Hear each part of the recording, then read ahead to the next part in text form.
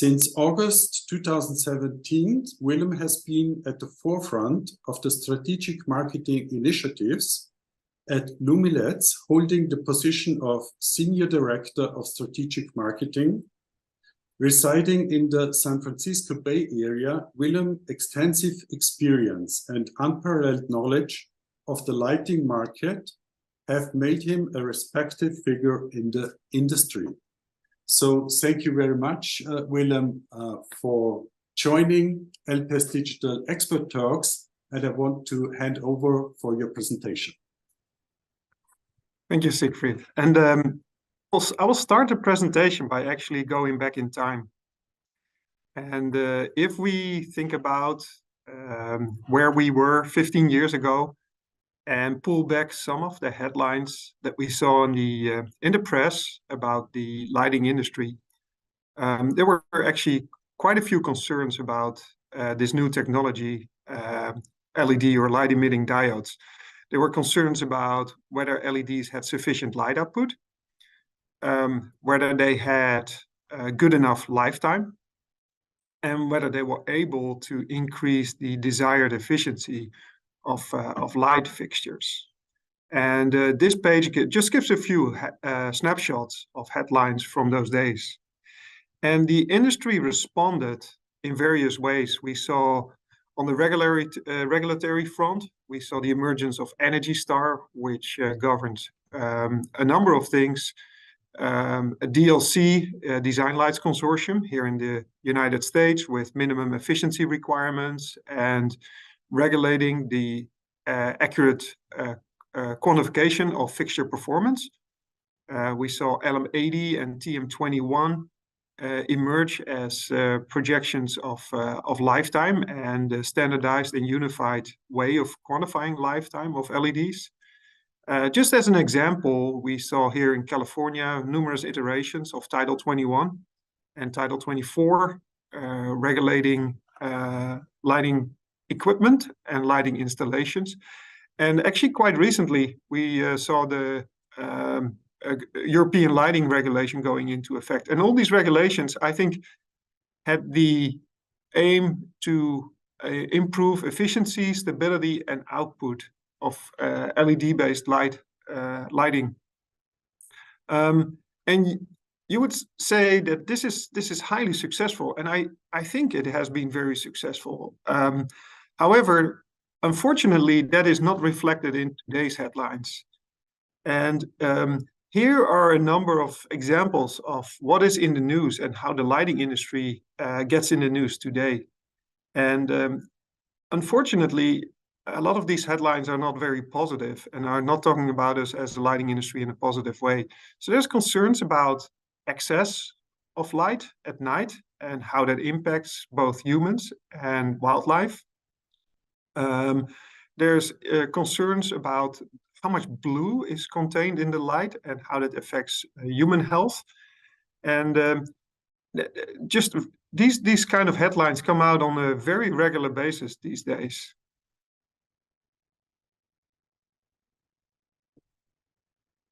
And it's not just in Europe that we see these headlines. We see them all over the globe. Here in the US, we see them on a regular basis, but also across Asia. There is a concern, I would say in general, with light pollution and how it impacts us. Example of a documentary that ran in Germany. This was about impact of light, and it was actually a lot of attention was given to insects, how light impacts insects at night, and insects being at the bottom of the food pyramid, how that affects other wildlife. And what I capture here on the right side is that this kind of press or this kind of documentaries gets picked up, and it's actually quite a lot of traffic and public interest in these kind of things. Here's an example of sky glow in San Francisco that was substantially increased when the fixtures that are shown in the bottom were installed. And this is actually a shot taken by a colleague of mine. So when this happened and when this installation went in, he consulted with the city and the people that installed these lights, and they made some adjustments in the aiming of the fixtures, and the impact on sky glow was quite dramatic. It's not just about the aiming and the direction of the fixtures. We can also ask ourselves whether the timing of light when it is on, and whether it's functional, and how we manage the optimum between function and potential downsides. In the US, we see states implementing light pollution laws. This is a recent snapshot of states that have implemented laws regulating light pollution.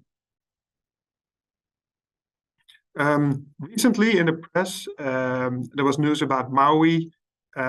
They implemented, effective July 1st, a new lighting ordinance that actually regulates the amount of blue that can be contained in light. And they don't allow for new light installations to be more than 2% blue light. And blue in this case is defined as the content of light between 400 and 500 nanometers. This is an image from the Dark Sky Association. This is an association that is very active in creating awareness about the problem of light pollution. And they have a pretty simple recommendation around shielding of light. So on the left side, the worst is when light goes straight up. And by making less light going up and hitting a higher percentage of the light, the actually intended target surface, you move from a very bad situation to a much better situation. So when we look at the impacts of light at night, I think it's about shielding of light. So like in the previous image, making sure that it doesn't go into undesired directions. It's about managing the amount of blue that is contained in the light. It's about the timing when the light is on and when the lights are off, or the intensity that the light is and how that is managed over time. And the direction of the light. So is it illuminating a functional area? Is it functional illuminance, or is it non-functional illuminance?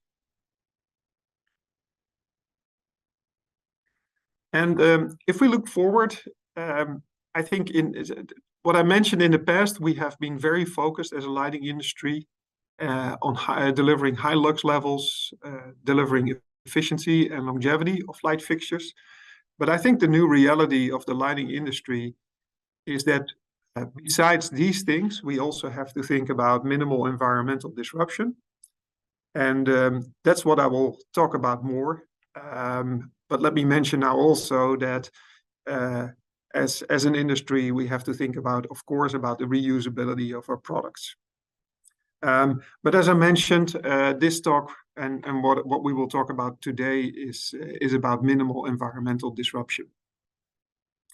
And in this previous image, I showed it's about the direction of the light, the shielding of the light, the timing of the light, and the amount of blue of the light. And blue is related to the spectral content and the spectral distribution of the light emission, and that's where Lumileds as a lighting manufacturer and as an LED manufacturer can play a significant role. And that's where we will focus on next.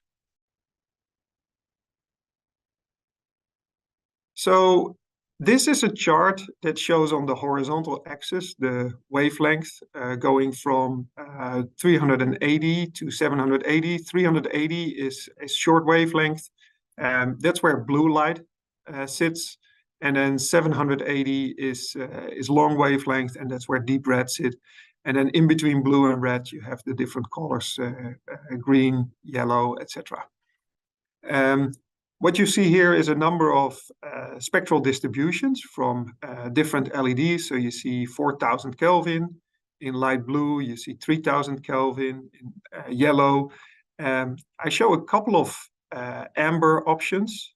So there's PC amber, which is a relatively broad spectral distribution. And then you see direct amber, which is a relatively narrow distribution. And in green here is shown the photopic curve or eye response curve. This is used to quantify eye sensitivity to light. And you see that some sources have more blue light and other sources have more light in the red area of the spectrum. And next, showing here other eye response curves. So photopic, which is used as and sometimes interpreted as the daytime eye response. Melanopic is a eye response curve or a biological response curve that is often used to quantify circadian rhythm responses to light. Rhodopic is a response curve to which gives the rod sensitivity or dark light sensitivity that humans have. Now, it is important to highlight that these are human eye responses, and there's many eye responses that have been mapped out for different animal species, and they tend to be sometimes quite different from human eye responses, but I think the overall common denominator is that these eye responses have a sensitivity to blue at night for both humans and a lot of animal species. So let's take a look at, or before we go, let's think about incompatible or compatibility of trade-offs.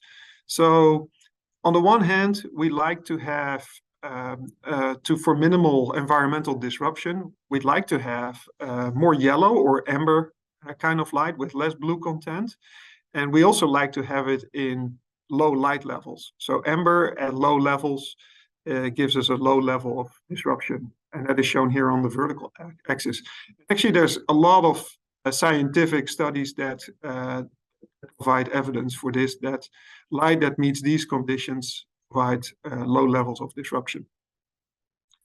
On the other hand, there's a commonly accepted view that when lights are bright and when lights are, for example, 4000 Kelvin or a little bit bluer, that promotes visibility and safety. For example, in traffic, but also in general safety and security. Now, what I want to highlight here, that this is a commonly accepted view, but when you try to find scientific papers that actually support this, the support doesn't seem to be so strong. So there's studies that compare different CCTs and visibility under different weather conditions. And there's some trend, but it doesn't overwhelmingly support that higher CCT it creates better visibility. There's actually studies that from the early days of LEDs implementations that suggest that high pressure sodium, which is a more orange color light, provided as good visibility as 4000 or 5700 Kelvin LED light. So, so keeping that in mind, that high brightness, high CCT lights promotes visibility, that is a commonly accepted view, and that amber gives a low level of disruption, you might think that these are incompatible trade-offs. When we think about outdoor lighting as a tunable solution, we can imagine a light that maybe when there's a lot of traffic around is higher CCT and is brighter. And when things quiet down as night goes on, we tune the fixtures down and create amber, more amber color light. And in that way, multiple outcomes can be achieved. So the message that I want to give here is that it's not a choice of one versus the other. The technology is there to combine the best of both worlds. So now let's take a look at the percent of blue that is contained in a range of CCTs of LED sources. And the percent blue that we use here is defined as the amount of light between 400 and 500 nanometers divided by the total amount of light, radiometric emission from the light source. And in this case, you see the percentages of a range of CCTs. So you see 6500 having more than 30% of blue content.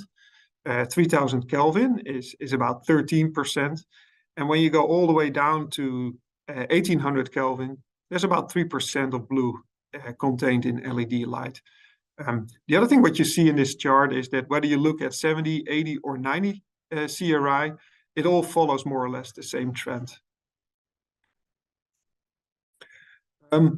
Now, we mentioned early in the talk this Hawaii specification, which aims to achieve less than 2% blue light. So let's see how different light sources perform to that. And what you see is that none of the LED sources between 1800 and 6500 Kelvin white meets this 2% light requirement. Even 1800 Kelvin exceeds that. But there's other LED sources like PC amber, red orange, or direct amber. They easily meet this less than 2% requirement. Now, we often think of incandescence and high pressure sodium as sources that contain very little blue. But what I highlight here is that there's actually about 7% even in those sources following this definition between 400 and 500 nanometer. Now, when we zoom in more on the low CCT side of the curve, we amplify the CCT axis here, and what you see here is again the percent blue of the white LED sources in the blue line. You see high pressure sodium and incandescent. You see some of the amber sources here on the left side of the scale. You also see a source called Nightscape, and this is a new technology Lumileds recently launched, and where we really had the aim of figuring out whether we can create a white light source that meets the 2% or less than 2% blue requirement, and still gives a good amount of a sort of low CCT white quality of light. And what you can see here is that this new source, which we call Nightscape, creates less than 2% blue and a substantially higher CCT than some of the white sources that cannot deliver less than 2% blue. So now let's take a little bit deeper into that less than 2% blue requirement and what options we have to meet. So first, when we look at standard white LED sources, for example, 3000 and 1800, they don't meet the requirement. So 13% and 2.9%, obviously more than the less than 2% blue. Then what we have seen people trying to meet this requirement using phosphor converted amber or PC amber, direct amber, but also using filters for 3000 Kelvin light and put an amber filter or yellow filter over a 3000 Kelvin light source. Now let's take a look at what's going on there. So they seem to be good in meeting the less than 2% blue requirement. When we look at efficiency, when we use a normalized efficiency to the 3000 Kelvin source, you see that there is a penalty for using PC amber and phosphor converted amber, and there's also a big penalty for using direct amber.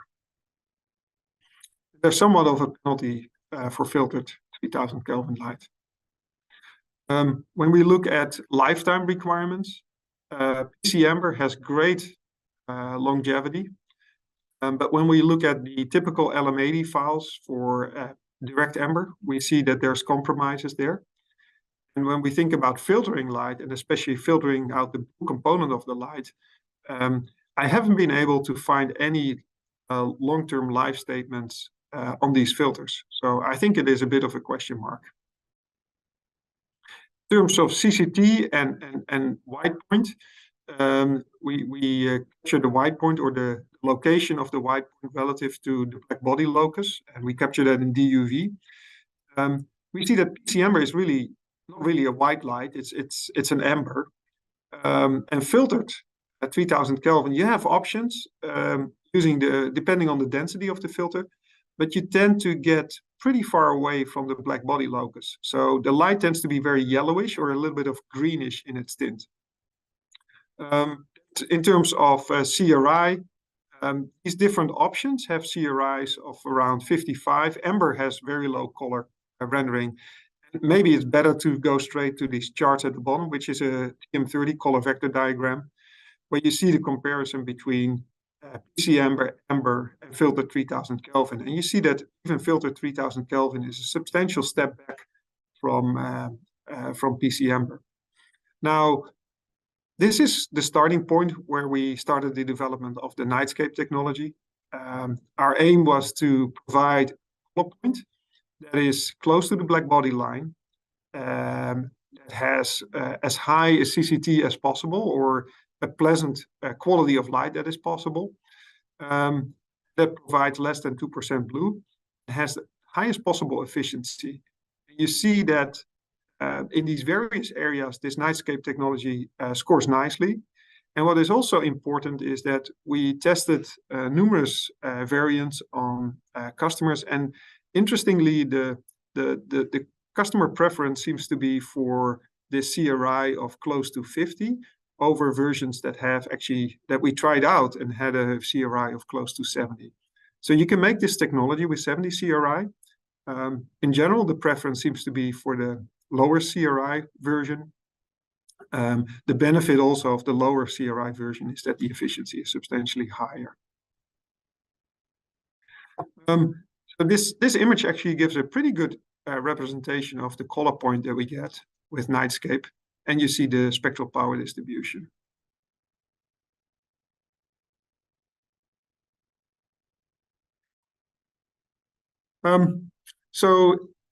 Summarizing, and this is the last slide of my presentation, is that I think we have to recognize as a lighting industry that end users ask us to think about the impact of our products at night. As I mentioned, there's general concerns in the general public, and we think those can be translated into actions.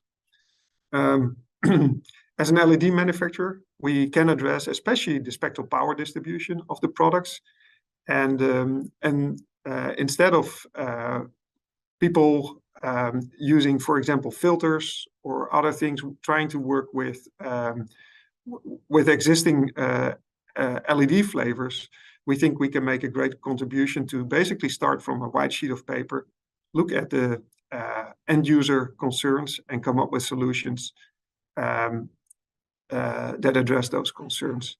And in the end, there's two ways of looking at concerns and complaints. One is to consider them a nuisance.